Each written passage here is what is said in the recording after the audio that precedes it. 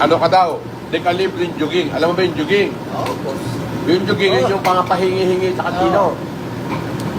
Ito mga po, ginagalit ko ba? Yung mga jogging, alam mo ba na yung jogging, hindi nakakakain siya ganito, bawal. Mayo, boss. Oo. Doon lang sila kakakain sa pre-meal ng casino. Oo. Pero katulad dito, nandito ako sa Uri.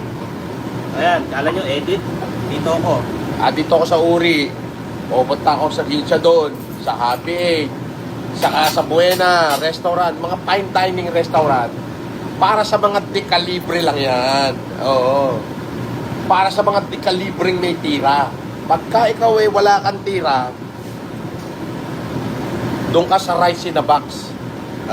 Yung sinusupply ng casino. At saka nilagang itlog at saka noodles. Yun.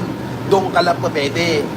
Pero ako, lahat ng restaurant sa Newport, sa buong Newport World Resort, pwede kong kumain. Bakit? Di ka libre. May tire. Oo. Tumataya ka ng mga 2 milyon isang taya sa baccarat. Mga ganon.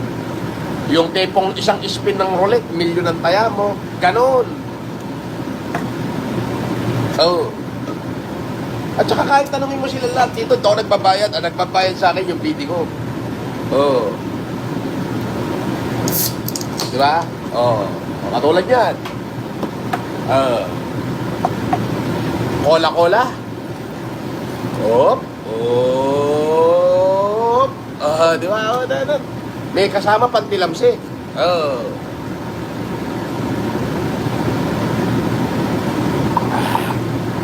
Masarap talaga. Masarap ang libre. Dekalibre.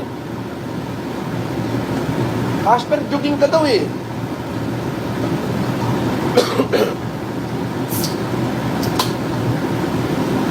Ingit na kayo, MLM ang kasama ko. Oo nga naman. Inggit lang kayo. FLM ang kasama niya. Dekalibre. Dekalibre. Puro libre. Diba? Ikaw, bas karambas dyan. Bas karambas. Ang tanong ko, kumain ka na ba?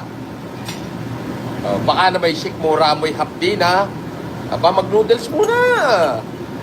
Pakulo muna ng tubig. Kuha na isang laki sa tindahan. Basagan na isang itlog. Para may laman. Ano ka ba? Masarap yun. At least bago ka mag-bash, may laman na yung sikmura mo. Magkaroon ng hangin yung utak mo. Para yung gagamong-gumong utak, magkaroon ng maging malakatan. Kasi malauhog na yun eh.